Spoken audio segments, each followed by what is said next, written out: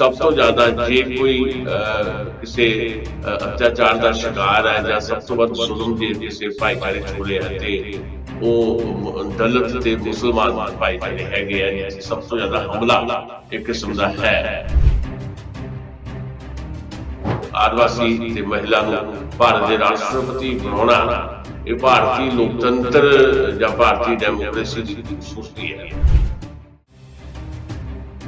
ਤੇ ਗੈਂਗਸਟਰ ਜਿਹੜੇ ਆ ਉਹ ਜ਼ਿਆਦਾ ਸਰੈਂਡਰ ਕਰ ਦੇਣ ਤੇ ਉਹਨਾਂ ਨੂੰ ਜੋ ਸਰੈਂਡਰ ਕਰਨਗੇ ਤੇ ਉਹਨਾਂ ਪ੍ਰਤੀ ਥੋੜੀ ਹਮਦਰਦੀ ਰੱਖੀ ਜਾਏਗੀ, ਨਹੀਂ ਤਾਂ ਫਿਰ ਉਹਨਾਂ ਨੂੰ ਹਰ ਹਾਲ ਦੇ ਵਿੱਚ ਗ੍ਰਿਫਤਾਰ ਕੀਤਾ ਜਾਏਗਾ। ਵੀ ਪੰਜਾਬ ਦੇ ਵਿੱਚ ਇੱਕ ਚਿੰਤਾ ਤੇ ਡਰ ਵੀ ਪ੍ਰਗਟ ਕਰ ਰਿਹਾ ਹੈ ਕਿ ਪੰਜਾਬ ਦੇ ਵਿੱਚ ਫਿਰ ਤੋਂ ਐਨਕਾਊਂਟਰਸ ਦੀ ਇੱਕ ਲੜੀ ਨਾ ਚੱਲ ਪਵੇ। ਪੋਲੀਟੀਕਲ ਪ੍ਰੈਸ਼ਰ ਦੇ ਨਾਲ ਆਪਣੇ ਲੀਡਰ ਨੂੰ ਬਚਾਉਣ ਵਾਲੀ ਜਿਹੜੀ ਇਹ ਕਵਾਇਦ ਹੈ, ਇਹਨੂੰ ਤੁਸੀਂ ਕਿੱਦਾਂ ਵੇਖਦੇ ਹੋ? ਕਿਉਂਕਿ ਕਾਂਗਰਸ ਦੇ ਪੱਲੇ ਤੇ ਪਹਿਲਾਂ ਹੀ ਕੁਝ ਨਹੀਂ ਰਿਹਾ।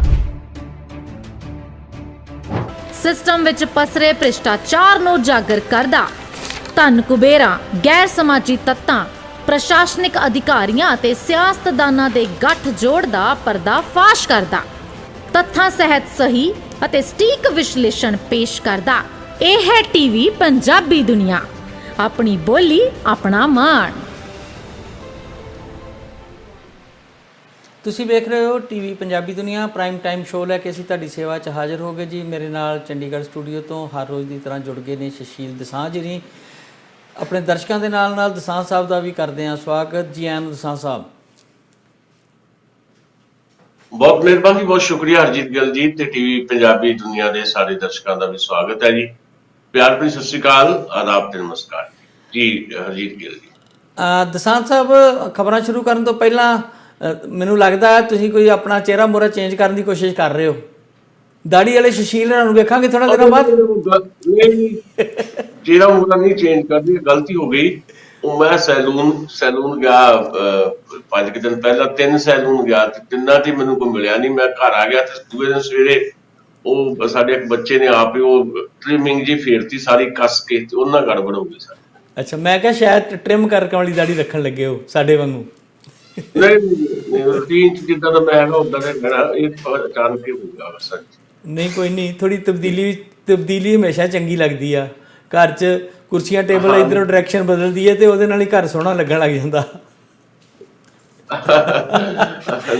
ਅੱਛਾ ਦਸਾਂਝ ਸਾਹਿਬ, ਆਪਾਂ ਸ਼ੁਰੂ ਕਰਦੇ ਸਿਲਸਿਲਾ ਖਬਰਾਂ ਦਾ। ਸਭ ਤੋਂ ਪਹਿਲੀ ਖਬਰ ਜਿਹੜੀ ਆ, ਭਾਰਤ ਨੂੰ ਨਵੇਂ ਰਾਸ਼ਟਰਪਤੀ ਦੇ ਰੂਪ ਵਿੱਚ ਇੱਕ ਆਦੀਵਾਸੀ, ਇੱਕ ਔਰਤ ਦੇ ਰੂਪ ਵਿੱਚ, ਔਰ ਜਿਸ ਤਰ੍ਹਾਂ ਪ੍ਰੋਜੈਕਟ ਕੀਤਾ ਜਾ ਰਿਹਾ, ਖੈਰ ਉੱਤੇ ਆਪਾਂ ਗੱਲਬਾਤ ਅੱਗੇ ਕਰਾਂਗੇ। ਜ਼ਰੂਰੀ ਨਹੀਂ ਕਿ ਸਾਡੇ ਵਿਚਾਰ ਬਾਕੀ ਲੋਕਾਂ ਨਾਲ ਮਿਲਦੇ ਹੋਣ। ਬਹੁਤ ਕਿਹਾ ਜਾ ਰਿਹਾ ਹੈ ਕਿ ਭਾਰਤ ਨੂੰ ਇੱਕ ਨਵੀਂ ਤਰ੍ਹਾਂ ਦੀ ਦਿਸ਼ਾ ਮਿਲੇਗੀ। ਇੱਕ ਆਦੀਵਾਸੀ ਔਰਤ ਨੂੰ ਇਹ ਮੌਕਾ ਮਿਲਿਆ, ਇੱਕ ਟੀਚਰ ਤੋਂ ਰਾਸ਼ਟਰਪਤੀ ਤੱਕ ਪਹੁੰਚਣ ਦਾ ਸਫ਼ਰ। ਹੋ ਸਕਦਾ ਉਹਨਾਂ ਦਾ ਆਪਣਾ ਜੀਵਨ ਬਹੁਤ ਵਧੀਆ ਰਿਹਾ ਹੋਵੇ, ਅੱਛਾ ਹੋਵੇਗਾ, ਪਰ ਜਿਹੜੀ ਸਾਡਾ ਡੈਮੋਕ੍ਰੈਟਿਕ ਢਾਂਚਾ ਆ ਉਹ ਜਿਸ ਤਰੀਕੇ ਨਾਲ ਯੂਜ਼ ਕਰਦਾ ਹੈ ਸਾਰੀਆਂ ਚੀਜ਼ਾਂ ਨੂੰ, ਉਹਦੇ 'ਤੇ ਸਾਨੂੰ ਕਿੰਤੂ ਜ਼ਰੂਰ ਰਹਿੰਦੇ ਆ। ਸੋ ਪਹਿਲਾਂ ਤਾਂ ਰਾਸ਼ਟਰਪਤੀ ਨਵੇਂ ਮਿਲੇ ਆ ਭਾਰਤ ਨੂੰ, ਬਹੁਤ ਬਹੁਤ ਮੁਬਾਰਕਾਂ। ਪਹਿਲੇ ਰਾਸ਼ਟਰਪਤੀ ਵੀ ਜਿਹੜੇ ਸੀਗੇ ਉਹ ਸ਼ਡਿਊਲ ਕਾਸਟ ਜਿਹਨਾਂ ਨੂੰ ਕਹਿੰਦੇ ਆ, ਉਸ ਕਲਾਸ ਵਿੱਚੋਂ ਹੀ ਸੀਗੇ। ਅਤੇ ਮੈਨੂੰ ਨਹੀਂ ਪਤਾ ਕਿ ਪਿਛਲੇ 5 ਸਾਲਾਂ ਦੇ ਵਿੱਚ ਦਲਿਤ ਭਾਈਚਾਰੇ ਦਾ ਕਿੰਨਾ ਕੁ ਉਭਾਰ ਹੋ ਸਕਿਆ। ਸਗੋਂ ਪਿਛਲੇ 5 ਸਾਲਾਂ 'ਚ ਦਲਿਤ ਭਾਈਚਾਰੇ ਨੂੰ ਵਾਹਵਾ ਕੁੱਟ ਪਈ ਲੱਗੀ ਹੈ ਮੈਨੂੰ ਕਿਤੇ ਨਾ ਕਿਤੇ।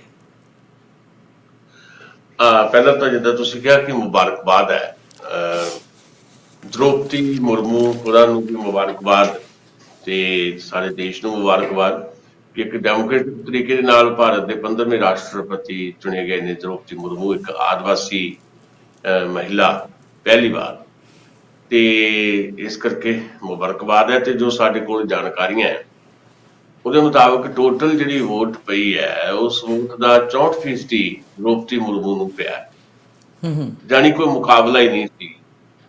ਓਪੋਜੀਸ਼ਨ ਦੇ ਜਿਹੜੇ ਕੈਂਡੀਡੇਟ ਰਹੇ, ਜਿਹੜੇ ਕਿਸੇ ਵੇਲੇ ਭਾਰਤੀ ਜਨਤਾ ਪਾਰਟੀ ਦੇ ਵੱਡੇ ਲੀਡਰ ਹੋਇਆ ਕਰਦੇ ਸੀ ਤੇ ਕੇਂਦਰ ਸਰਕਾਰ ਦੇ ਵਿੱਚ ਮੰਤਰੀ ਵੀ ਰਹੇ ਯਸ਼ਵੰਤ ਸਿਨਹਾ, ਉਹਨਾਂ ਨੂੰ ਜਿਹੜੀ ਹੈ ਉਸ ਹਿਸਾਬ ਦੇ ਨਾਲ ਸਮਰਥਨ ਨਹੀਂ ਮਿਲਿਆ ਜਿਵੇਂ ਦ੍ਰੋਪਦੀ ਮੁਰਮੂ ਨੂੰ ਮਿਲਿਆ। ਇਹੀ ਇੱਕ ਐਨਡੀਏ ਦਾ ਜਾਂ ਭਾਰਤੀ ਜਨਤਾ ਪਾਰਟੀ ਦਾ ਇੱਕ ਤਰੀਕਾ ਸੀ ਕਿ ਕਿਵੇਂ ਓਪੋਜੀਸ਼ਨ ਨੂੰ ਖਿਲਾਰ ਦਿੱਤਾ ਜਾਏ, ਤੇ ਉਹਦੇ 'ਚ ਉਹਨਾਂ ਨੇ ਰਾਸ਼ਟਰਪਤੀ ਚੋਣਾਂ ਦੇ ਇਸ ਦੌਰ ਦੇ ਵਿੱਚ ਜਿਹੜਾ ਉਹ ਵੱਡੀ ਮਾਤ ਦਿੱਤੀ ਹੈ ਓਪੋਜੀਸ਼ਨ ਨੂੰ।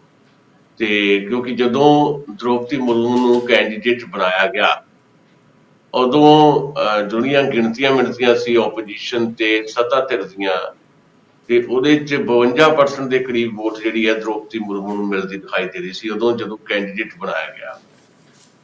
ਤੇ ਉਸ ਤੋਂ ਬਾਅਦ ਲਗਾਤਾਰ ਦ੍ਰੋਪਦੀ ਮੁਰਮੂ ਨੂੰ ਸਮਰਥਨ ਮਿਲਦਾ ਚਲਿਆ ਗਿਆ ਤੇ ਹੁਣ ਜਦੋਂ ਅਸੀਂ ਨਤੀਜੇ ਦੇਖ ਰਹੇ ਹਾਂ ਤੇ 52% ਤੋਂ ਉੱਠ ਕੇ ਉਹ 64% ਤੱਕ ਚਲੇ ਗਏ, ਯਾਨੀ 16% ਇਨਕਰੀਜ਼ ਹੋਇਆ ਦ੍ਰੋਪਦੀ ਮੁਰਮੂ ਦਾ ਜਦੋਂ ਚੋਣ ਪ੍ਰੋਸੈਸ ਚੱਲ ਰਿਹਾ ਸੀ ਉਸ ਦੇ ਦੌਰਾਨ। ਤੇ ਓਪੋਜੀਸ਼ਨ ਨੂੰ ਬਹੁਤ ਸਾਰੇ ਥਾਵਾਂ ਤੇ ਤੋੜਨ ਦੇ ਵਿੱਚ ਕਾਮਯਾਬ ਰਹੇ ਐਨਡੀਏ ਵਾਲੇ ਦ੍ਰੋਪਦੀ ਮੁਰਮੂ ਦੇ ਸਹਾਰੇ। ਤੇ ਕੁੱਲ ਮਿਲਾ ਕੇ 10,86,431 ਵੋਟ ਜਿਹੜੀ ਪਈ ਹੈ ਦ੍ਰੋਪਦੀ ਮੁਰਮੂ ਨੂੰ, ਤੇ ਉਹਦੇ ਮੁਕਾਬਲੇ ਅੱਧੀ ਵੋਟ ਵੀ ਨਹੀਂ ਪਈ ਯਸ਼ਵੰਤ ਸਿਨਹਾ ਨੂੰ ਵੋਟ ਪਈ ਹੈ 5,43,216 ਜਿਹੜੇ ਅੰਕੜੇ ਸਾਡੇ ਕੋਲ ਆਏ ਆ। ਤੇ ਦ੍ਰੋਪਦੀ ਮੁਰਮੂ ਨੂੰ 3 ਸੂਬੇ ਏਦਾਂ ਦੇ ਆ, ਦ੍ਰੋਪਦੀ ਮੁਰਮੂ ਨੂੰ ਤਾਂ ਹਰ ਸੂਬੇ 'ਚ ਵੋਟ ਪਈ ਹੈ, ਭਾਵੇਂ ਇੱਕ ਸੂਬਾ ਏਦਾਂ ਦਾ ਜਿੱਥੋਂ ਸਿਰਫ ਇੱਕ ਵੋਟ ਪਈ ਹੈ ਦ੍ਰੋਪਦੀ ਮੁਰਮੂ ਨੂੰ, ਉਹ ਹੈਗਾ ਕੇਰਲਾ 'ਚੋਂ ਸਿਰਫ ਇੱਕ ਵੋਟ ਪਈ ਹੈ ਦ੍ਰੋਪਦੀ ਮੁਰਮੂ ਨੂੰ। ਬਾਕੀ ਸਾਰੇ ਦੇਸ਼ ਦੇ ਵਿੱਚੋਂ ਉਹਨਾਂ ਨੂੰ ਕੋਈ ਏਦਾਂ ਦੀ ਸਟੇਟ ਨਹੀਂ ਹੈ ਜਿੱਥੋਂ ਵੋਟ ਨਾ ਪਈ ਹੋਵੇ। ਪਰ ਯਸ਼ਵੰਤ ਸਿਨਹਾ ਵਾਸਤੇ ਨਮੋਸ਼ੀ ਰਹੀ ਕਿ ਉਹਨਾਂ ਨੂੰ 3 ਸੂਬੇ ਏਦਾਂ ਦੇ ਆ ਜਿੱਥੋਂ ਇੱਕ ਵੀ ਵੋਟ ਨਹੀਂ ਮਿਲੀ। ਜਿਹੜੀ ਸਾਡੇ ਕੋਲ ਜਾਣਕਾਰੀ ਹੈ ਉਹ 3 ਸੂਬੇ ਜਿਹਦੇ ਵਿੱਚ ਆਂਧਰਾ ਪ੍ਰਦੇਸ਼ ਹੈ, ਆਂਧਰਾ ਪ੍ਰਦੇਸ਼ ਦੇ ਵਿੱਚ 173 MLA ਜਿਹੜੇ ਸੀ ਉਹਨਾਂ ਨੇ ਵੋਟ ਪਾਈ ਤੇ ਇਹ ਸਾਰੀਆਂ ਵੋਟਾਂ ਦ੍ਰੋਪਦੀ ਮੁਰਮੂ ਨੂੰ ਮਿਲੀਆਂ। ਨਾਗਾਲੈਂਡ ਵਿੱਚ 59 ਵੋਟਾਂ ਸੀਗੀਆਂ, 59 ਦੀਆਂ 59 ਵੋਟਾਂ ਜਿਹੜੀਆਂ ਦ੍ਰੋਪਦੀ ਮੁਰਮੂ ਨੂੰ ਮਿਲੀਆਂ। ਤੇ ਸਿੱਕਮ ਦੇ ਵਿੱਚ 32 MLA ਜਿਹੜੇ ਵੋਟ ਕਰਦੇ ਆ ਉਹ ਸਾਰੀਆਂ ਵੋਟਾਂ ਦ੍ਰੋਪਦੀ ਮੁਰਮੂ ਨੂੰ ਮਿਲੀਆਂ। ਇਹਨਾਂ ਤਿੰਨਾਂ ਸਟੇਟਾਂ ਦੇ ਵਿੱਚ ਯਸ਼ਵੰਤ ਸਿਨਹਾ ਨੂੰ ਇੱਕ ਵੀ ਵੋਟ ਨਹੀਂ ਮਿਲੀ ਤੇ ਕੋਈ ਏਦਾਂ ਦਾ ਸੂਬਾ ਨਹੀਂ ਸੀ ਜਿੱਥੇ ਦ੍ਰੋਪਦੀ ਮੁਰਮੂ ਨੂੰ ਵੋਟ ਨਾ ਮਿਲੀ ਹੋਵੇ। ਕੇਰਲਾ ਦੀਆਂ ਕੁੱਲ 140 ਵੋਟਾਂ ਦੇ ਵਿੱਚੋਂ 139 ਵੋਟਾਂ ਯਸ਼ਵੰਤ ਸਿਨਹਾ ਨੂੰ ਪਈਆਂ, ਸਿਰਫ ਇੱਕ ਵੋਟ ਦ੍ਰੋਪਦੀ ਮੁਰਮੂ ਨੂੰ ਪਈ ਹੈ। ਸੋ ਇਸ ਤਰੀਕੇ ਦੇ ਨਾਲ ਦ੍ਰੋਪਦੀ ਮੁਰਮੂ ਜਿਹੜੇ ਆ ਉਹ ਭਾਰਤ ਦੇ 15ਵੇਂ ਰਾਸ਼ਟਰਪਤੀ ਬਣ ਗਏ ਆ। ਸਾਰੀ ਓਪੋਜੀਸ਼ਨ ਨੇ ਸਮੇਤ ਓਪੋਜੀਸ਼ਨ ਦੇ ਕੈਂਡੀਡੇਟ ਯਸ਼ਵੰਤ ਸਿਨਹਾ ਨੇ ਉਹਨਾਂ ਨੂੰ ਮੁਬਾਰਕਬਾਦ ਦਿੱਤੀ। ਪ੍ਰਧਾਨ ਮੰਤਰੀ ਨਰਿੰਦਰ ਮੋਦੀ ਖੁਦ ਗਏ ਉਹਨਾਂ ਦੇ ਕੋਲ ਤੇ ਉਹਨਾਂ ਨੂੰ ਮੁਬਾਰਕਬਾਦ ਦਿੱਤੀ ਆ। ਸਾਰਾ ਦੇਸ਼ ਜਿਹੜਾ ਆ ਉਹਨਾਂ ਨੂੰ ਮੁਬਾਰਕਬਾਦ ਦੇ ਰਿਹਾ ਤੇ ਆਦਿਵਾਸੀ ਭਾਈਚਾਰੇ ਦੇ ਵਿੱਚ, ਦਲਿਤ ਭਾਈਚਾਰੇ ਦੇ ਵਿੱਚ ਇੱਕ ਖਾਸ ਖੁਸ਼ੀ ਦਾ ਰੌਂ ਜਿਹੜਾ ਦੇਖਣ ਨੂੰ ਮਿਲ ਰਿਹਾ, ਜਸ਼ਨ ਜਿਹੜੇ ਚੱਲ ਰਹੇ ਆ। ਤੁਹਾਡਾ ਸਵਾਲ ਜਿਹੜਾ ਆ ਉਹ ਬੜਾ ਵਾਜਬ ਹੈ ਕਿ ਕੀ ਰਾਮਨਾਥ ਕੋਵਿੰਦ ਜਦੋਂ ਰਾਸ਼ਟਰਪਤੀ ਸੀ ਤਾਂ ਜਦੋਂ ਇਹ ਬੜਾ ਪ੍ਰਚਾਰ ਕੀਤਾ ਗਿਆ ਕਿ ਪਹਿਲੀ ਵਾਰ ਦਲਿਤ ਭਾਈਚਾਰੇ ਦੇ ਵਿੱਚੋਂ ਰਾਸ਼ਟਰਪਤੀ ਬਣਾਏ ਗਏ ਤੇ ਕੀ ਉਹਨਾਂ 5-6 ਸਾਲਾਂ ਦੇ ਵਿੱਚ ਅਸੀਂ ਥੋੜਾ ਬਹੁਤ ਵੀ ਤਰੱਕੀ ਦਾ ਰੌਂ ਕਿਸੇ ਪਾਸੇ ਦਲਿਤ ਖੇਤਰਾਂ ਦੇ ਵਿੱਚ ਜਾਂ ਉਹਨਾਂ ਦੇ ਘਰਾਂ ਦੇ ਵਿੱਚ ਕੋਈ ਖੁਸ਼ੀਆਂ 'ਚ ਵਾਧਾ ਹੋਇਆ ਦੇਖਿਆ, ਜਾਂ ਅਸੀਂ ਇਹ ਦੇਖਿਆ ਕਿ ਇਹਨਾਂ ਸਾਲਾਂ ਦੇ ਦੌਰਾਨ ਤਾਂ ਅਤਿਆਚਾਰ, ਜ਼ੁਲਮ, ਜ਼ਬਰ, ਸਮਾਜਿਕ ਬਾਈਕਾਟ ਵਰਗੀਆਂ ਘਟਨਾਵਾਂ ਦੇ ਵਿੱਚ ਹੋਰ ਤੇਜ਼ੀ ਦੇ ਨਾਲ ਸਗੋਂ ਵਾਧਾ ਹੋਇਆ। ਤੇ ਜਦੋਂ ਅਸੀਂ ਗੱਲ ਕਰਦੇ ਰਹੇ ਹਾਂ ਤੇ ਦੱਸਦੇ ਰਹੇ ਹਾਂ ਕਿ ਇਹ ਸਮਾਂ ਆ 2014 ਤੋਂ ਲੈ ਕੇ ਹੁਣ ਤੱਕ ਦਾ ਜਿਹਦੇ 'ਚ ਸਭ ਤੋਂ ਜ਼ਿਆਦਾ ਜੇ ਕੋਈ ਕਿਸੇ ਅਤਿਆਚਾਰ ਦਾ ਸ਼ਿਕਾਰ ਹੈ ਜਾਂ ਸਭ ਤੋਂ ਵੱਧ ਜ਼ੁਲਮ ਜੇ ਕਿਸੇ ਭਾਈਚਾਰੇ 'ਚ ਹੋ ਰਿਹਾ ਤੇ ਉਹ ਦਲਿਤ ਤੇ ਮੁਸਲਮਾਨ ਭਾਈਚਾਰੇ ਹੈਗੇ ਆ, ਜਿੱਥੇ ਸਭ ਤੋਂ ਜ਼ਿਆਦਾ ਹਮਲਾ ਇੱਕ ਕਿਸਮ ਦਾ ਹੈ, ਜਿਹਦੇ ਤੋਂ ਲੱਗਦਾ ਹੈ ਕਿ ਇਹ ਦੋਵੇਂ ਜਾਂ ਤੀਜੇ ਦਰਜੇ ਦੇ ਨਾਗਰਿਕ ਜਾਂ ਚੌਥੇ ਦਰਜੇ ਦੇ ਨਾਗਰਿਕਾਂ ਵਾਂਗ ਉਹਨਾਂ ਨਾਲ ਵਿਹਾਰ ਕੀਤਾ ਜਾਂਦਾ ਹੈ। ਤੇ ਸਮਾਜਿਕ ਤੌਰ ਦੇ ਉੱਤੇ ਤਾਂ ਹਾਲਤ ਉਹਨਾਂ ਦੀ ਆਰਥਿਕ ਤੌਰ ਦੇ ਉੱਤੇ ਪਹਿਲਾਂ ਹੀ ਬਦਲੀ ਹੈ, ਪਰ ਸਮਾਜਿਕ ਤੌਰ ਤੇ ਜਿਹੜੀ ਆ ਅਛੂਤਾਂ ਵਾਲਾ ਵਿਹਾਰ ਜਿਹੜਾ ਹਾਲੇ ਵੀ 21ਵੀਂ ਸਦੀ ਦੇ ਵਿੱਚ ਕੀਤਾ ਜਾ ਰਿਹਾ ਭਾਰਤ ਦੇ ਵਿੱਚ। ਤੇ ਇਹ ਉਦੋਂ ਜਦੋਂ ਦਾਅਵੇ ਬੜੇ ਵੱਡੇ ਕੀਤੇ ਗਏ ਕਿ ਦੇਖੋ ਜੀ ਇੱਕ ਦਲਿਤ ਜਿਹੜਾ ਆ ਉਹ ਭਾਰਤ ਦਾ ਰਾਸ਼ਟਰਪਤੀ ਹੈ। ਉਹਦੇ ਨਾਲ ਹੀ ਜੇ ਅਸੀਂ ਜੋੜ ਦਈਏ ਤਾਂ ਕਿ ਅਬਦੁਲ ਕਲਾਮ ਸਾਹਿਬ ਜਦੋਂ ਰਾਸ਼ਟਰਪਤੀ ਬਣਾਏ ਗਏ ਸੀ ਤੇ ਉਸ ਤੋਂ ਬਾਅਦ ਕੀ ਮੁਸਲਿਮ ਜਿਹੜੀ ਕਮਿਊਨਿਟੀ ਹੈ ਉਹਦੇ 'ਚ ਕਿਸੇ ਕਿਸਮ ਦਾ ਅਸੀਂ ਦੇਖਿਆ ਕਿ ਹਾਂ ਆਰਥਿਕ ਤੇ ਸਮਾਜਿਕ ਤੌਰ ਦੇ ਉੱਤੇ ਉਹਨਾਂ ਨੇ ਕੋਈ ਤਰੱਕੀ ਕੀਤੀ ਹੋਵੇ, ਸਗੋਂ ਉਲਟਾ ਅਸੀਂ ਇਹ ਦੇਖਿਆ ਕਿ ਉਸ ਤੋਂ ਬਾਅਦ ਲਗਾਤਾਰ ਤੇਜ਼ੀ ਦੇ ਨਾਲ ਮੁਸਲਿਮ ਭਾਈਚਾਰੇ ਨੂੰ ਜਿਹੜਾ ਹੈ ਟਾਰਗੇਟ ਕੀਤਾ ਗਿਆ ਤੇ ਇਹ ਪ੍ਰਚਾਰਿਆ ਗਿਆ ਕਿ ਇਸਲਾਮੀ ਦਹਿਸ਼ਤਗਰਦੀ ਸਾਰੀ ਦੁਨੀਆ 'ਚ ਵੀ ਤੇ ਭਾਰਤ ਦੇ ਵਿੱਚ ਵੀ ਇਹਦੇ ਵਾਸਤੇ ਜ਼ਿੰਮੇਵਾਰ ਜਿਹੜੇ ਕਾਰਕ ਨੇ ਉਹ ਇਸ ਕਮਿਊਨਿਟੀ ਦੇ ਵਿੱਚ ਪਏ ਨੇ। ਸੋ ਇਸ ਤੋਂ ਵੀ ਪਿੱਛੇ ਜੇ ਅਸੀਂ ਚੱਲੀਏ ਤਾਂ ਕੀ ਡਾਕਟਰ ਮਨਮੋਹਨ ਸਿੰਘ ਦੇ ਪ੍ਰਧਾਨ ਮੰਤਰੀ ਬਣਨ ਦੇ ਨਾਲ ਪੰਜਾਬੀਆਂ ਨੂੰ, ਖਾਸ ਤੌਰ ਤੇ ਸਿੱਖ ਭਾਈਚਾਰੇ ਨੂੰ, ਕੋਈ ਭਾਰਤ ਦੇ ਵਿੱਚ ਕਿਸੇ ਖਾਸ ਕਿਸਮ ਦਾ ਕੋਈ ਰੁਤਬਾ ਮਿਲ ਗਿਆ ਹੋਵੇ, ਕੋਈ ਤਰੱਕੀ ਕਰ ਲਈ ਹੋਵੇ, ਉਹ ਸਾਰੀਆਂ ਚੀਜ਼ਾਂ ਸਾਡੇ ਸਾਹਮਣੇ, ਇਹਦੇ ਵਿਸਥਾਰ 'ਚ ਜਾਣ ਦੀ ਜ਼ਰੂਰਤ ਨਹੀਂ।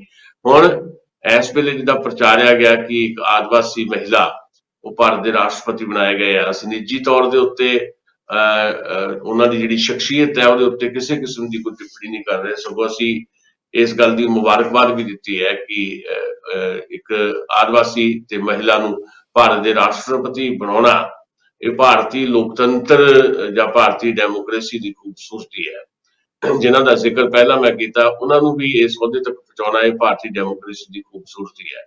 ਪਰ ਇਸੇ ਭਾਰਤੀ ਡੈਮੋਕ੍ਰੇਸੀ ਦੀ ਸਭ ਤੋਂ ਵੱਡੀ ਕਮਜ਼ੋਰੀ ਵੀ ਇਹੀ ਹੈ ਕਿ ਅਸੀਂ ਜ਼ਾਤ, ਫਿਰਕੇ ਜਾਂ ਕਮਿਊਨਿਟੀ ਦੇ ਨਾਂ ਤੇ, ਇਲਾਕੇ ਦੇ ਨਾਂ ਦੇ ਉੱਤੇ ਜਿਹੜਾ ਆ ਅਸੀਂ ਆਪਣੀ ਪੋਲਿਟਿਕਸ ਨੂੰ ਡਿਜ਼ਾਈਨ ਕਰਦੇ ਹਾਂ ਤੇ ਉਹਦੇ ਚੋਂ ਲਾਭ ਲੈਣ ਦੀ ਕੋਸ਼ਿਸ਼ ਕਰਦੇ ਹਾਂ। ਲੰਬੇ ਸਮੇਂ ਤੋਂ ਇਹੀ ਚੱਲ ਰਿਹਾ ਭਾਰਤ ਦੇ ਵਿੱਚ ਤੇ ਇਹਦੇ ਚ ਮਾਸਟਰੀ ਹਾਸਲ ਜਿਹੜੀ ਹੈ ਉਹ ਭਾਰਤੀ ਜਨਤਾ ਪਾਰਟੀ ਨੇ ਕਰ ਲਈ ਹੈ। ਐਤਕਾਂ ਵੀ ਜਿਸ ਤਰੀਕੇ ਦੇ ਨਾਲ ਉਹਨਾਂ ਨੇ ਦ੍ਰੋਪਦੀ ਮੁਰਮੂ ਨੂੰ ਆਪਣਾ ਕੈਂਡੀਡੇਟ ਬਣਾਇਆ ਤੇ ਉਹਦੇ ਚੋਂ ਕਾਫੀ ਹੱਦ ਤੱਕ ਸਫਲ ਵੀ ਹੋਏ ਆ ਜੀ। ਹਾਂਜੀ, ਮੈਂ ਤੁਹਾਡੇ ਕੋਲ ਜਾਣਨਾ ਚਾਹ ਰਿਹਾ ਸੀ ਕਿ ਵੈਸਟ ਬੰਗਾਲ ਦੇ ਵਿੱਚ ਜਿਹੜੀ ਭਾਰਤੀ ਜਨਤਾ ਪਾਰਟੀ ਆ ਉਹਦੇ ਖਿਲਾਫ ਪੰਜਾਬ ਦੀ ਤਰ੍ਹਾਂ ਇੱਕ ਮਾਹੌਲ ਹੈ, ਉੱਥੇ ਕਿੰਨੀਆਂ ਕੁ ਵੋਟਾਂ ਉਹਨਾਂ ਨੂੰ ਮਿਲੀਆਂ?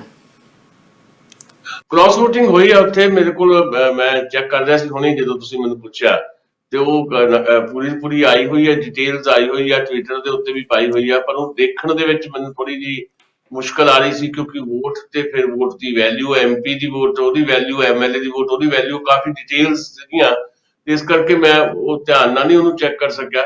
ਪਰ ਇਹ ਜ਼ਰੂਰ ਹੈ ਕਿ ਉੱਥੇ ਕ੍ਰਾਸ ਵੋਟਿੰਗ ਹੋਈ ਹੈ ਤੇ TMC ਦੇ ਕੁਝ ਲੋਕਾਂ ਨੇ ਕ੍ਰਾਸ ਵੋਟਿੰਗ ਕੀਤੀ ਹੈ, ਪਰ ਉਹਦੇ ਨਾਲ ਕੋਈ ਬਹੁਤ ਜ਼ਿਆਦਾ ਲਾਭ ਨਹੀਂ ਮਿਲਿਆ ਦ੍ਰੋਪਦੀ ਮੁਰਮੂ ਹੋਰਾਂ ਨੂੰ।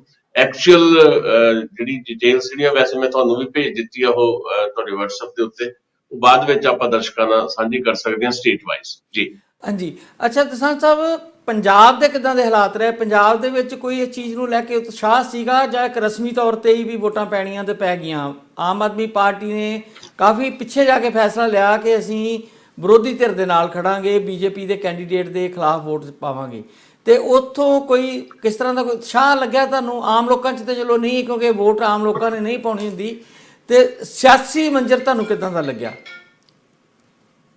ਦੇਖੋ, ਇਹਦੀ ਬਹੁਤੀ ਚਰਚਾ ਵੀ ਨਹੀਂ ਸੀ। ਇੱਕ ਤਾਂ ਇਹ ਆ ਵੀ ਜਿੱਤ ਜਿਹੜੀ ਆ ਉਹ ਲਗਭਗ ਤੈਅ ਸੀ ਦ੍ਰੋਪਦੀ ਮੁਰਮੂ ਦੀ। ਇਹ ਜ਼ਰੂਰ ਹੈ ਕਿ ਵੱਖ-ਵੱਖ ਸੂਬਿਆਂ ਦੇ ਵਿੱਚ ਜਿੱਥੇ ਆਪੋਜੀਸ਼ਨ ਨੇ ਬਿਲਕੁਲ ਸੋਚ ਸਮਝ ਕੇ ਇੱਕ ਫੈਸਲਾ ਲਿਆ ਹੋਵੇ ਕਿ ਅਸੀਂ ਕਿਹਦੇ ਪੱਖ 'ਚ ਜਾਣਾ ਜਾਂ ਕਿਹਦੇ ਵਿਰੋਧ 'ਚ ਜਾਣਾ, ਉਹ ਬਿਲਕੁਲ ਸਪਸ਼ਟ ਸੀ ਗੱਲਬਾਤ। ਤੇ ਇਹਨਾਂ ਵੋਟਾਂ ਵਾਸਤੇ ਕੋਈ ਉਸ ਤਰ੍ਹਾਂ ਦੀ ਐਕਟੀਵਿਟੀ ਵੀ ਨਹੀਂ ਹੁੰਦੀ।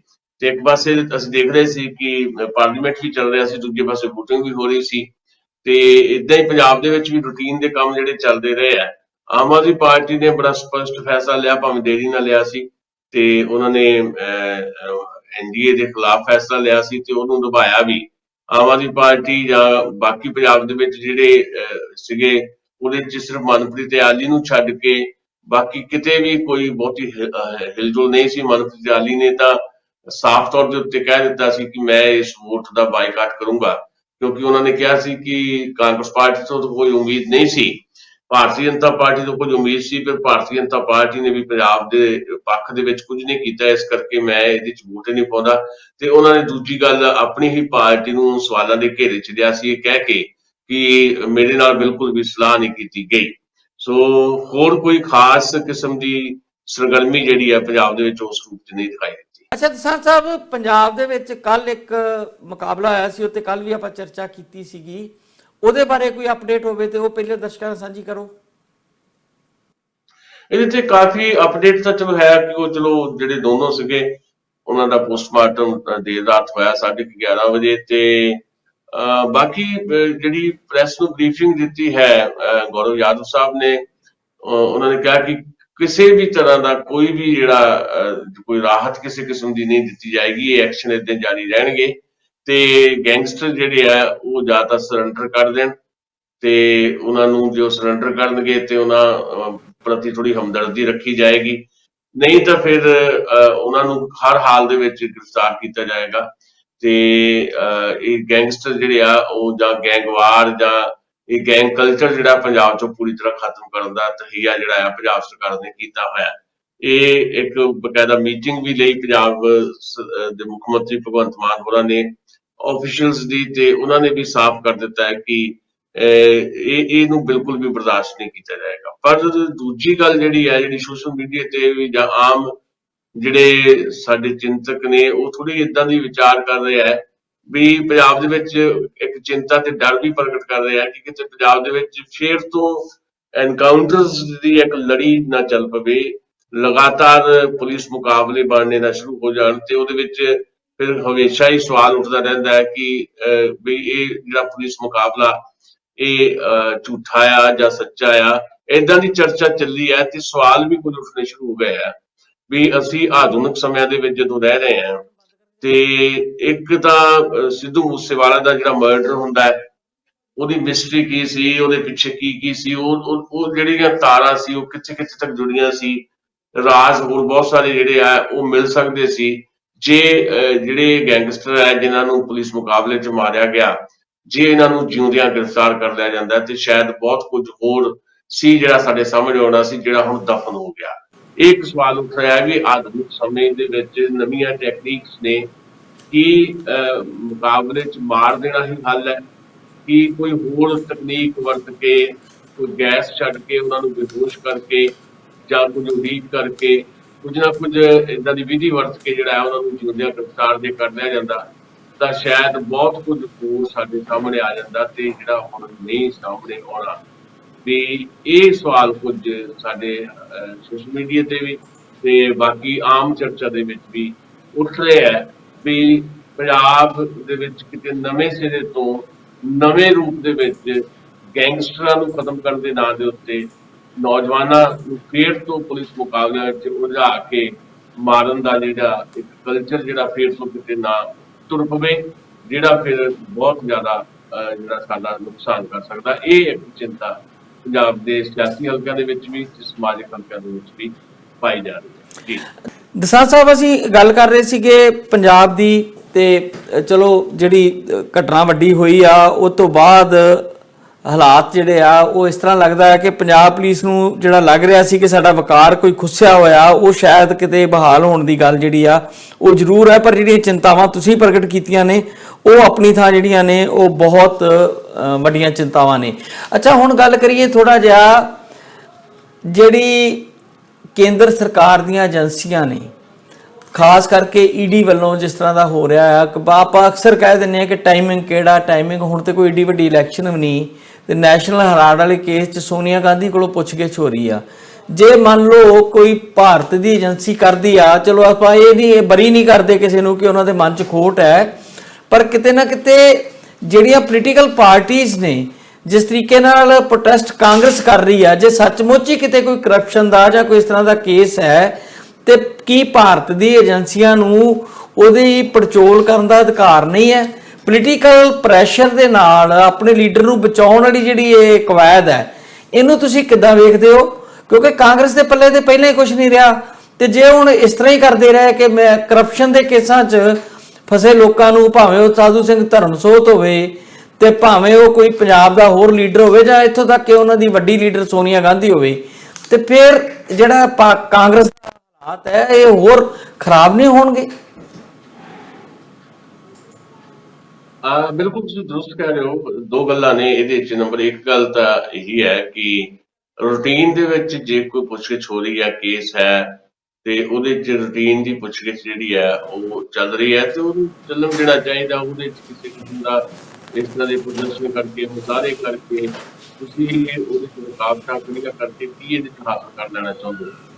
ਰੂਟੀਨ 'ਚ ਜੋ ਪੁੱਛਗਿੱਛ ਕਰਨੀਆਂ 50 ਦੇ ਕਰੀਬ ਸਵਾਲ ਸੋਨੀਆ ਗਾਂਧੀ ਨੂੰ ਜਿਹੜੇ ਆ ਤਿਆਰ ਕੀਤੇ ਗਏ ਸੀ ਵਾਸਤੇ, ਤੇ ਇਹ ਵੀ ਨਾਲ ਸਹੂਲਤ ਦਿੱਤੀ ਗਈ ਸੀ ਵੀ ਜੇ ਇਸ ਦੇ ਦੌਰਾਨ ਉਹਨਾਂ ਦੀ ਜੇ ਸਿਹਤ ਵਿਗੜ ਜਾਂਦੀ ਹੈ, ਤਬੀਅਤ ਖਰਾਬ ਹੋ ਜਾਂਦੀ ਹੈ ਤੇ ਉਹ ਵਾਪਸ ਘਰ ਜਾ ਸਕਦੇ ਹੈ, ਕਿਉਂਕਿ ਪਿਛਲੇ ਲੰਮੇ ਸਮੇਂ ਤੋਂ ਉਹਨਾਂ ਨੂੰ ਥੋੜ੍ਹੀਆਂ ਹੈਲਥ ਦੀਆਂ ਪ੍ਰੋਬਲਮਸ ਆ ਰਹੀਆਂ ਸੀ।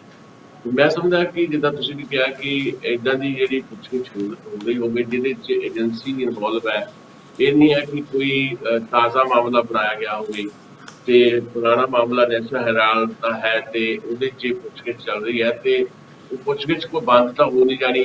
ਤਾਂ ਤੁਸੀਂ ਮੁਜ਼ਾਹਰੇ ਕਰ ਲਓ, ਧਰਨੇ ਲਾ ਲਓ, ਉਹ ਪੁੱਛਗਿੱਛ ਤਾਂ ਉਦਾਂ ਹੀ ਚੱਲ ਰਹੀ ਹੈ। ਫਿਰ ਇਹਨੂੰ ਇੱਕ ਇਸ਼ੂ ਬਣਾ ਕੇ ਜਿਹੜਾ ਆ ਉਹ ਸੜਕਾਂ ਤੇ ਉਤਰਨਾ, ਇਹ ਮੈਨੂੰ ਲੱਗਦਾ ਕਿ ਬਹੁਤਾ ਜਾਇਜ਼ ਨਹੀਂ ਹੈ। ਜੇ ਸੱਚਮੁੱਚ ਕਾਂਗਰਸ ਪਾਰਟੀ ਸੜਕਾਂ ਤੇ ਉਤਰਨਾ ਚਾਹੁੰਦੀ ਹੈ ਤਾਂ ਉਹਨੂੰ ਫਿਰ ਲੋਕਾਂ ਦੇ ਮਸਲਿਆਂ ਦੇ ਉੱਤੇ ਆਪਣੀਆਂ ਲੜਾਈਆਂ ਜਿਹੜੀਆਂ ਵਿਕਣੀਆਂ ਚਾਹੀਦੀਆਂ, ਜਿਹਨਾਂ ਨੂੰ ਮੈਂ ਕਹਿੰਦਾ ਹੁੰਦਾ ਕਿ ਐਕਸਟਰਾ ਪਾਰਲੀਮੈਂਟ ਸਟਰਗਲਸ ਜਿਹੜੀ ਹੈ ਉਹ ਕਾਂਗਰਸ ਪਾਰਟੀ ਨੇ ਜੇ ਕਰਨੀ ਹੈ ਤਾਂ ਨਿੱਜੀ ਮਾਮਲਿਆਂ ਤੇ ਨਾ ਕਰੇ, ਸਗੋਂ ਬਹੁਤ ਮੁੱਦੇ ਨੇ ਭਾਰਤ ਦੇ ਆਵਾਮ ਦੇ, ਉਹਨਾਂ ਦੀਆਂ ਦੁੱਖਾਂ ਦੇ ਤਕਲੀਫਾਂ ਦੇ, ਉਹਨਾਂ ਮੁੱਦਿਆਂ ਦੇ ਉੱਤੇ ਆਪਣੀ ਰਾਜਨੀਤੀ ਕਰੇ ਕਾਂਗਰਸ ਪਾਰਟੀ ਤੇ ਸੜਕਾਂ ਤੇ ਵੀ ਉਤਰੇ। ਪਤਾ ਵੀ ਲੱਗੇ ਵੀ ਹਾਂ ਸੱਚਮੁੱਚ ਕਾਂਗਰਸ ਪਾਰਟੀ ਔਰ ਸਿਰਫ ਸੱਤਾ ਦੀ ਭੁੱਖੀ ਨਹੀਂ ਹੈ, ਕਿ ਸੱਤਾ 'ਚ ਨਾ ਹੁੰਦਿਆਂ ਹੋਇਆ ਵੀ ਉਹਨਾਂ ਨੇ 5 ਸਾਲ ਜਿਹੜਾ ਆ ਉਹ ਐਕਸਟਰਾ ਪਾਰਲੀਮੈਂਟਰੀ ਸਟਰਗਲਸ ਦੇ ਵਿੱਚ ਵੱਡੀ ਭੂਮਿਕਾ ਨਿਭਾਈ ਹੈ। ਇਹ ਤਾਂ ਹੀ ਹੋਏਗਾ ਜੇ ਅਸੀਂ ਇੱਦਾਂ ਦੇ ਮਸਲਿਆਂ ਦੀ ਥਾਂ ਦੇ ਉੱਤੇ ਕਾਂਗਰਸ ਪਾਰਟੀ ਨੂੰ ਕੁਝ ਹੋਰ ਬੁਨਿਆਦੀ ਮਸਲਿਆਂ ਦੇ ਉੱਤੇ ਲੜਦੇ ਭਿੜਦੇ ਦੇਖੀਏ ਤਾਂ। ਪਰ ਦੂਜੀ ਗੱਲ ਵੀ ਨਾਲ ਹੀ ਹੈ ਕਿ ਟਾਈਮਿੰਗ ਦੀ ਤਾਂ ਚਲੋ ਛੱਡੀਏ, ਪਰ ਭਾਰਤੀ ਜਨਤਾ ਪਾਰਟੀ ਦੀ ਅਗਵਾਈ 'ਚ ਐਨਡੀਏ ਦੀ ਜਿਹੜੀ ਸਰਕਾਰ ਹੈ ਉਹ ਜਿਸ ਤਰੀਕੇ ਦੇ ਨਾਲ ਜਿਹੜੀਆਂ ਕੇਂਦਰੀ ਏਜੰਸੀਆਂ ਉਹਨਾਂ ਦਾ ਮਿਸਯੂਜ਼ ਕਰਦੀ ਹੈ, ਉਹਦੇ ਪ੍ਰਮਾਣ ਵੀ ਇਹਦੇ ਨਾਲ ਮਿਲਦੇ ਹੈ। ਕਿਉਂਕਿ ਜਿਹੜੇ ਤੁਸੀਂ ਦੇਖ ਸਕਦੇ ਹੋ 2014 ਤੋਂ ਲੈ ਕੇ ਹੁਣ ਤੱਕ ਕਿ ਸੱਚਮੁੱਚ ਭਾਰਤੀ ਜਨਤਾ ਪਾਰਟੀ ਇੰਨੀ ਦੁੱਧ ਧੋਤੀ ਹੈ ਵੀ ਉਹਨਾਂ ਦੇ ਕਿਸੇ ਵੀ ਲੀਡਰ ਦੇ ਉੱਤੇ ਉਹਨਾਂ ਦੇ ਕਿਸੇ ਕਿਸਮ ਦੀ ਵੀ ਜਿਹੜੀ ਕੋਈ ਕਾਰਵਾਈ ਕੇਂਦਰੀ ਏਜੰਸੀ ਦੀ ਨਹੀਂ ਦਿਖਾਈ ਦੇ ਰਹੀ, ਰੂਟੀਨ ਦੀ ਪੁੱਛਗਿੱਛ ਵੀ ਨਹੀਂ ਕਰਦੀ। ਕਿ ਜੇਜੂ ਯੂਰਪਾ ਨੂੰ ਅਸੀਂ ਬਰੀ ਕਰ ਸਕਦੇ ਹਾਂ। ਜੇਜੂ ਯੂਰਪਾ ਜਿਹਦਾ ਨਾਮ ਬਹੁਤ ਵੱਡੇ ਪੱਧਰ ਦੇ ਉੱਤੇ ਕਰਪਸ਼ਨ 'ਚ ਖੁੱਲਿਆ ਤੇ ਉਸੇ ਜੇਜੂ ਯੂਰਪਾ ਨੂੰ ਦੁਬਾਰਾ ਕਰਨਾਟਕਾ ਦਾ ਮੁੱਖ ਮੰਤਰੀ ਇਸੇ ਭਾਰਤੀ ਜਨਤਾ ਪਾਰਟੀ ਨੇ ਬਣਾਇਆ। ਪੰਜਾਬ ਦੇ ਹਵਾਲੇ ਨਾਲ ਵੀ ਅਸੀਂ ਦੇਖ ਸਕਦੇ ਹਾਂ ਕਿ ਕੀ ਰਣਿੰਦਰ ਦੇ ਉੱਤੇ ਜਿਹੜੀ ਈਡੀ ਦੀ ਕਾਰਵਾਈ ਜਿਹੜੀ ਆ ਉਹ ਅਸੀਂ ਉਦੋਂ ਤੱਕ ਨਹੀਂ ਦੇਖਾਂਗੇ ਜਦੋਂ ਤੱਕ ਵਿਰੋਧੀਆਂ ਦੀ ਸਰਕਾਰ ਨਾ ਆ ਜਾਏ।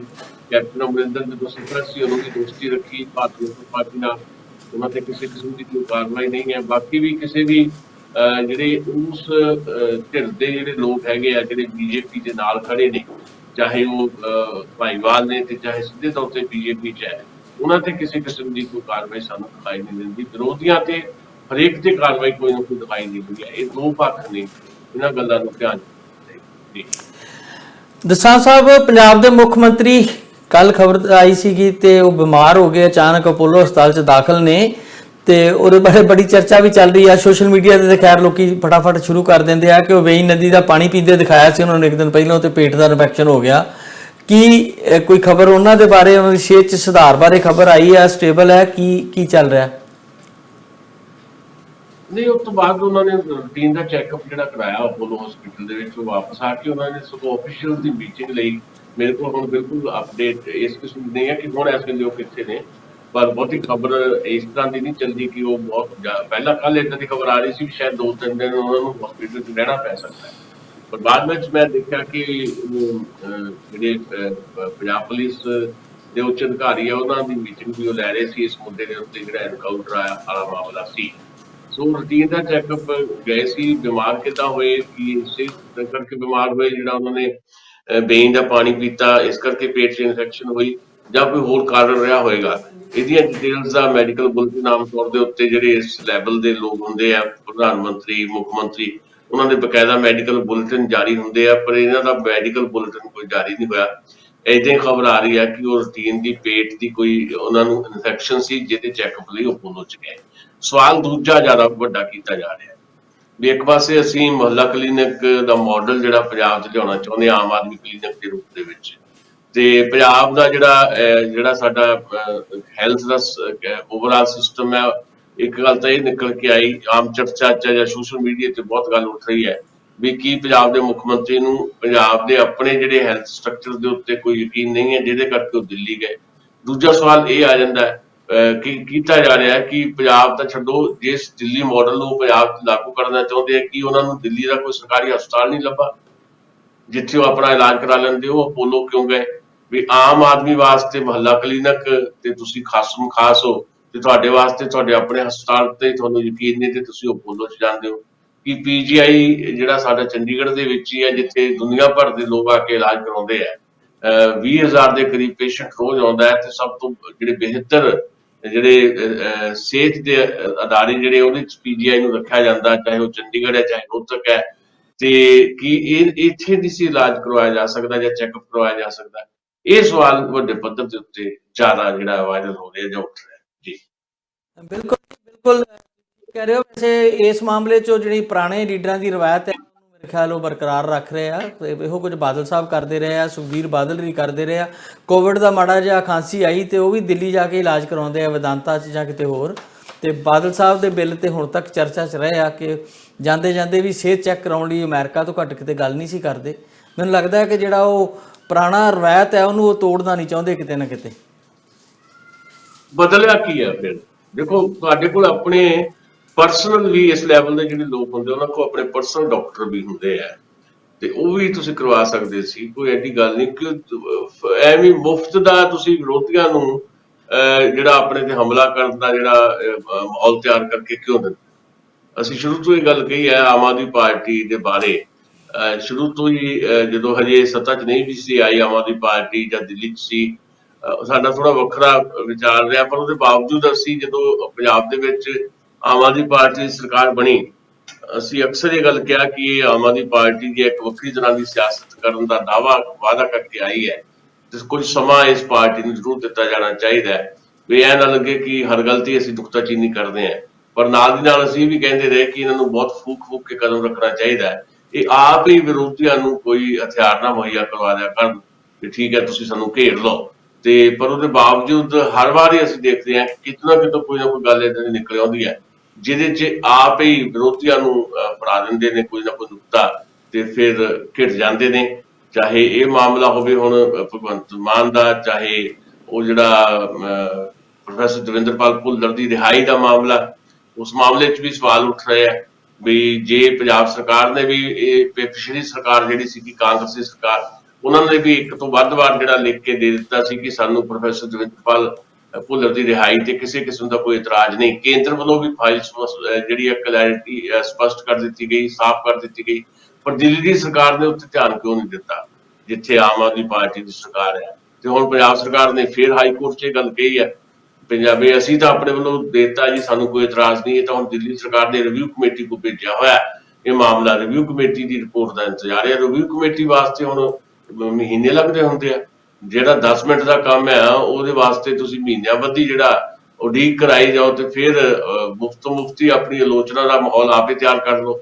ਇਹ ਕੁਝ ਹੋ ਰਿਹਾ ਹੈ। ਇਸ ਕਰਕੇ ਥੋੜਾ ਅਸੀਂ ਫੇਰ ਕਹਿਣਾ ਚਾਹੁੰਦੇ ਹਾਂ ਕਿ ਭਗਵੰਤ ਮਾਨ ਹੋਰਾਂ ਨੂੰ ਤੇ ਉਹਨਾਂ ਦੀ ਸਰਕਾਰ ਨੂੰ ਬਹੁਤ ਜ਼ਿਆਦਾ ਧਿਆਨ ਇਸ ਪਾਸੇ ਰੱਖਣ ਦੀ ਜ਼ਰੂਰਤ ਹੈ ਵੀ ਆਪ ਹੀ ਤੁਸੀਂ ਕੋਈ ਨਾ ਕੋਈ ਏਦਾਂ ਦਾ ਜਿਹੜਾ ਮਸਲਾ ਦੇ ਦਿੰਦੇ ਹੋ ਵਿਰੋਧੀਆਂ ਨੂੰ, ਤੁਹਾਡੇ ਤੇ ਹਮਲਾ ਕਰਨ ਦਾ ਰਸਤਾ ਜਿਹੜਾ ਆ ਉਹ ਫਿਰ ਉਹਨਾਂ ਨੂੰ ਮਿਲ ਜਾਂਦਾ ਹੈ। ਜੀ ਦਸਾਂਝ ਸਾਹਿਬ, ਪ੍ਰੋਫੈਸਰ ਭੁੱਲਰ ਵਾਲਾ ਮੁੱਦਾ ਜਿਹੜਾ ਇਹ ਇਲੈਕਸ਼ਨ ਵਿੱਚ ਵੀ ਉਠਾਉਣ ਦੀ ਕੋਸ਼ਿਸ਼ ਕੀਤੀ ਗਈ ਸੀ ਕੁਝ ਧਿਰਾਂ ਵੱਲੋਂ, ਤੇ ਉਦੋਂ ਵੀ ਇਹੀ ਗੱਲ ਸਾਹਮਣੇ ਆ ਰਹੀ ਸੀ ਕਿ ਰਿਵਿਊ ਕਮੇਟੀ ਦੇ ਵੱਸ 'ਚ ਹੈ ਜੀ, ਉਹ ਕੇਜਰੀਵਾਲ ਰਿਕਾਰੀ ਕੁਝ ਨਹੀਂ ਸਕਦੇ ਉੱਤੇ। ਤੇ ਰਿਵਿਊ ਕਮੇਟੀ ਦੀ ਆਪਣੀ ਮੀਟਿੰਗ ਕਾਲ ਕਰਨਾ ਕਿੱਡੀ ਕੁ ਵੱਡੀ ਗੱਲ ਹੈ ਜੇ ਉਹ ਥੋੜ੍ਹੇ ਜਿਹੇ ਵੀ ਸਿੰਸੀਅਰ ਹੋਣ। ਪਤਾ ਨਹੀਂ ਇਹਦੇ ਵਿੱਚੋਂ ਕੁਝ ਉਹ ਭਾਲ ਰਹੇ ਹੋਣਗੇ, ਜਿਹੜੀ ਟਾਈਮਿੰਗ ਦੀ ਗੱਲ ਕਰਦੇ ਕੋਈ ਐਸਾ ਟਾਈਮਿੰਗ ਲੱਭ ਰਹੇ ਹੋਣਗੇ ਕਿ ਜਿਹਦੇ ਵਿੱਚ ਉਹਨਾਂ ਨੂੰ ਇਹਦਾ ਸਾਰੀ ਚੀਜ਼ ਦਾ ਕ੍ਰੈਡਿਟ ਸ਼੍ਰੇ ਮਿਲ ਸਕੇ ਕਿ ਅਸੀਂ ਹੁਣ ਫੈਸਲਾ ਲੈ ਲਿਆ ਜੀ। ਸ਼ਾਇਦ ਕੋਈ ਸਹੀ ਸਮਾਂ ਲੱਭ ਰਹੇ ਹੋਣ। ਇਹੀ ਸਾਡੀ ਸਭ ਤੋਂ ਵੱਡੀ ਬਦਕਿਸਮਤੀ ਹੈ ਵੀ ਅਸੀਂ ਟਾਈਮਿੰਗ ਜਿਹੜਾ ਹੈ ਡਿਜ਼ਾਈਨ ਕਰਦੇ ਹਾਂ ਵੀ ਜਿੱਥੋਂ ਸਾਨੂੰ ਲਾਭ ਮਿਲ ਸਕਦਾ ਹੈ, ਜਿਹਦੇ ਚੋਂ ਵੋਟਾਂ ਦੀ ਫਸਲ ਦੀ ਜਿਹੜੀ ਵਾਢੀ ਹੋ ਸਕਦੀ ਹੈ। ਤੇ ਇਸ ਮਾਮਲੇ ਦੇ ਵਿੱਚ ਮੈਂ ਦੇਖ ਰਿਹਾ ਕਿ ਜਿੱਥੇ ਇਹਨਾਂ ਦਿਨਾਂ ਦੇ ਵਿੱਚ ਅਸੀਂ ਦੇਖਿਆ ਕਿ ਭਾਰਤੀ ਜਨਤਾ ਪਾਰਟੀ ਜਿਹੜੀ ਆ ਉਹ ਬਹੁਤ ਬਿਹਤਰ ਉਹਨੇ ਮੁਹਾਰਤ ਜਿਹੜੀ ਆ ਹਾਸਲ ਕਰ ਰਹੀ ਹੈ, ਉੱਥੇ ਮੈਂ ਦੇਖ ਰਿਹਾ ਕਿ ਅਰਵਿੰਦ ਕੇਜਰੀਵਾਲ ਉਹਨਾਂ ਤੋਂ ਵੀ 2 ਕਦਮ ਅੱਗੇ ਹੈ। ਉਹ ਕੁਝ ਚੀਜ਼ਾਂ ਏਦਾਂ ਡਿਜ਼ਾਈਨ ਕਰਦੇ ਆ ਕਿ ਉਹਦੇ ਚੋਂ ਕੁਝ ਨਾ ਕੁਝ ਲਾਭ ਖੱਟਣ ਦੀ ਸਥਿਤੀ ਦੇ ਵਿੱਚ ਉਹ ਆਪਣੇ ਆਪ ਨੂੰ ਜਾਂ ਆਪਣੀ ਧਿਰ ਨੂੰ ਲੈ ਆਉਂਦੇ ਆ। ਸ਼ਾਇਦ ਇਸ ਮਾਮਲੇ ਦੇ ਵਿੱਚ ਵੀ ਕੋਈ ਏਦਾਂ ਦਾ ਕੋਈ ਨਾ ਕੋਈ ਹੋਊਗਾ ਉਹਨਾਂ ਦੇ ਦਿਮਾਗ ਦੇ ਵਿੱਚ, ਕੋਈ ਵਿਉਂਤਿਆ ਹੋ ਸਕਦਾ, ਉਹਨਾਂ ਦੀ ਕੋਈ ਯੋਜਨਾਬੰਦੀ ਹੋ ਸਕਦੀ ਹੈ ਵੀ ਪੰਜਾਬ ਦੀ ਸਿੱਖ ਮਾਨਸਿਕਤਾ ਨੂੰ ਜਿਹੜਾ ਆ ਆਪਣੇ ਪੱਖ ਦੇ ਵਿੱਚ ਕਿਵੇਂ ਕਰਨਾ ਹੈ। ਕੁਝ ਇਸ ਤਰ੍ਹਾਂ ਦਾ ਸ਼ਾਇਦ ਉਹਨਾਂ ਦੇ ਮਨ 'ਚ ਹੋਵੇ, ਅਸੀਂ ਕਹਿ ਨਹੀਂ ਸਕਦੇ। ਸਾਡੇ ਕੋਲ ਕੋਈ ਤੱਥ ਤਾਂ ਹੈ ਨਹੀਂ, ਨਾ ਹੀ ਸਾਡੇ ਕੋਲ ਜੋਤਿਸ਼ ਸਾਡਾ ਉਹਦਾ ਵਿਸ਼ਵਾਸ ਨਹੀਂ ਹੈਗਾ ਵੀ ਅਸੀਂ ਕੋਈ ਜੋਤਿਸ਼ ਲਾ ਲਈਏ, ਟੇਵਾ ਲਾ ਲਈਏ, ਦੱਸ ਦਈਏ ਵੀ ਕੇਜਰੀਵਾਲ ਸੋਚ ਕੀ ਰਹੇ। ਪਰ ਇਹ ਜ਼ਰੂਰ ਹੈ ਕਿ ਪਿਛਲੇ ਸਮੇਂ ਤੋਂ ਜਦੋਂ ਤੋਂ ਉਹ ਭਾਰਤ ਦੀ ਸਿਆਸਤ ਦੇ ਦ੍ਰਿਸ਼ ਦੇ ਵਿੱਚ ਇੱਕ ਬਹੁਤ ਧਮਾਕੇਦਾਰ ਐਂਟਰੀ ਕਰਕੇ ਆਏ ਹੈ, ਉਦੋਂ ਤੋਂ ਉਹਨਾਂ ਨੇ ਕਈ ਵਾਰ ਹੈਰਾਨ ਕੀਤਾ ਹੈ ਆਪਣੇ ਫੈਸਲਿਆਂ ਦੇ ਨਾਲ। ਜੀ ਦਸਾਂਝ ਸਾਹਿਬ ਬਿਲਕੁਲ ਸਮਾਂ ਆਪਣਾ ਹੋ ਗਿਆ। ਮੈਨੂੰ ਲੱਗਦਾ ਹੈ ਕਿ ਜਿਹੜੀ ਕੇਜਰੀਵਾਲ ਦੀ ਪੋਲਿਟਿਕਸ ਆ ਉਹਦੇ ਵਿੱਚ ਪੰਜਾਬ ਜਾਂ ਪੰਜਾਬ ਦੇ ਹਿੱਤ ਉਹਨਾਂ ਦੀ ਧਿਰ ਦੇ ਅਨੁਸਾਰ ਫਿੱਟ ਨਹੀਂ ਬੈਠਦੇ। ਸ਼ਾਇਦ ਉਹ ਪੰਜਾਬ 'ਚ ਐਡੀ ਵੱਡੀ ਸਫਲਤਾ ਨੂੰ ਵੀ ਕਿਤੇ ਪਾਸੇ ਇਗਨੋਰ ਕਰਕੇ ਤੇ ਉਹਨੂੰ ਆਪਣੀ ਧਿਰ ਹੀ ਨਹੀਂ ਮੰਨ ਰਹੇ ਅਜੇ, ਪੰਜਾਬ ਨੂੰ ਸ਼ਾਇਦ ਆਪਣੀ ਧਿਰ ਵਜੋਂ ਨਹੀਂ ਵੇਖ ਰਹੇ ਅਜੇ। ਉਹਨਾਂ ਨੂੰ ਉਹਨਾਂ ਦੇ ਬਹੁਤ ਦੂਰ ਤੱਕ ਉਹਨਾਂ ਨੂੰ ਕੁਝ ਹੋਰ ਦਿਖਾਈ ਦਿੰਦਾ। ਕਿਹੜੇ ਸਮਾਨ ਦੀ ਉਡਾਰੀ ਲਾਉਣਾ ਚਾਹੁੰਦੇ ਆ ਉਹਦੇ ਵਿੱਚ ਪੰਜਾਬ ਨੂੰ ਜਾਂ ਪੰਜਾਬ ਦੇ ਮਸਲਿਆਂ ਨੂੰ ਕੋਈ ਤਰਜੀਹ ਦੇਣ ਦੀ ਉਹਨਾਂ ਨੂੰ ਜ਼ਰੂਰਤ ਜਿਹੜੀ ਆ ਉਹ ਨਜ਼ਰ ਨਹੀਂ ਆ ਰਹੀ। ਖਾਸ ਕਰਕੇ ਇਹੋ ਜਿਹੇ ਮਾਮਲਿਆਂ ਦੇ ਵਿੱਚ ਜਿਸ 'ਚ ਭੁੱਲਰਾਂ ਦਾ ਮਾਮਲਾ ਹੈ ਜਿਹਦੇ ਨਾਲ ਪੰਜਾਬ ਦੇ ਲੋਕ ਤੇ ਖੁਸ਼ ਹੋ ਸਕਦੇ ਆ ਤੇ ਉਹਨਾਂ ਨੂੰ ਲੱਗਦਾ ਹੋਵੇ ਕਿ ਮੇਰੀ ਜਿਹੜੀ ਬਾਹਰਲੀਆਂ ਸਟੇਟਾਂ ਦੇ ਵਿੱਚ ਇਮੇਜ ਆ ਕਿਤੇ ਉਹਦੇ ਤੇ ਕੋਈ ਹਰਫ ਨਾ ਆ ਜੇ ਕਿ ਮੈਨੂੰ ਜੋੜ ਦੇਣ ਫੇਰ ਕੇ ਤੇ ਖਾਲਿਸਤਾਨੀਆਂ ਦਾ ਹਮਾਇਤੀ ਆ। ਸ਼ਾਇਦ ਇਸ ਤਰ੍ਹਾਂ ਦੀ ਕੋਈ ਗੱਲ ਉਹਨਾਂ ਦੇ ਜ਼ਿਹਨ ਵਿੱਚ ਚੱਲਦੀ ਹੋਵੇ, ਪਰ ਅਲਟੀਮੇਟਲੀ ਪੰਜਾਬ ਦੇ ਲੋਕਾਂ ਨੇ ਤੇ ਪੰਜਾਬ ਦੀ ਗੱਲ ਕਰਦੇ ਰਹਿਣਾ ਤੇ ਪ੍ਰੈਸ਼ਰ ਬਣਾਉਂਦੇ ਰਹਿਣਾ ਕਿ ਪੰਜਾਬ ਦੇ ਹਿੱਤਾਂ 'ਚ ਕੰਮ ਕੀਤਾ ਜਾਵੇ। ਨਹੀਂ ਕਰਨਗੇ ਤੇ ਫਿਰ ਜਦੋਂ ਸਮਾਂ ਆਏਗਾ ਫਿਰ ਪੰਜਾਬ ਵਾਲੇ ਇੱਕ ਵਾਰੀ ਫਿਰ ਉਹਨਾਂ ਨੂੰ ਬਾਹਰ ਦਾ ਰਸਤਾ ਦਿਖਾ ਦੇਣਗੇ।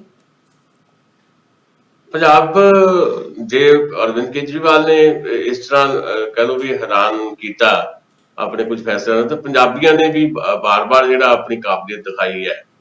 ਪੰਜਾਬੀ ਵੀ ਬਾਕੀ ਮੁਲਕ ਨਾਲੋਂ ਵੱਖਰਾ ਰਿਐਕਟ ਕਰਦੇ ਆ ਤੇ ਵੱਖਰੇ ਫੈਸਲੇ ਦਿੰਦੇ ਆ ਤੇ ਇਹ ਗੱਲ ਵੀ ਪੰਜਾਬ ਨੇ ਸਾਬਤ ਕੀਤੀ ਹੈ। ਤੇ ਇਹ ਪਰੰਪਰਾ ਜਿਹੜੀ ਪੰਜਾਬ ਨੇ ਘੜ ਲਈ ਹੈ ਇਹਨੂੰ ਕੰਟੀਨਿਊ ਕਰ ਸਕਦੇ ਨੇ ਪੰਜਾਬੀ ਆਉਣ ਵਾਲੇ ਸਮੇਂ ਦੇ ਵਿੱਚ। ਇਸ ਗੱਲ ਦਾ ਵੀ ਇਲਮ ਜਿਹੜਾ ਆ ਉਹ ਰੱਖਣਾ ਪਏਗਾ ਆਮ ਆਦਮੀ ਪਾਰਟੀ, ਅਰਵਿੰਦ ਕੇਜਰੀਵਾਲ ਤੇ ਭਗਵੰਤ ਮਾਨ ਹੋਰਾਂ ਨੂੰ। ਜੀ ਬਹੁਤ ਬਹੁਤ ਸ਼ੁਕਰੀਆ ਤੁਹਾਡਾ ਦਸਾਂਝ ਸਾਹਿਬ। ਥੋੜਾ ਜਿਹਾ ਪ੍ਰੋਗਰਾਮ ਅੱਜ ਮਿਸਮੈਨੇਜ ਹੋਇਆ, ਬਹੁਤ ਬਹੁਤ ਤੁਹਾਡਾ ਧੰਨਵਾਦ ਜੀ। ਸ਼ੁਕਰੀਆ। ਖਬਰਾਂ ਤੇ ਪੈਣੀ ਨਿਗਾਹ ਰੱਖਦਾ, ਹਰ ਖਬਰ ਦੀ ਪੁਣਛਾਣ ਕਰਕੇ ਉਸ ਦੀ ਤਹਿ ਤੱਕ ਪਹੁੰਚਦਾ, ਹਰ ਇੱਕ ਖਬਰ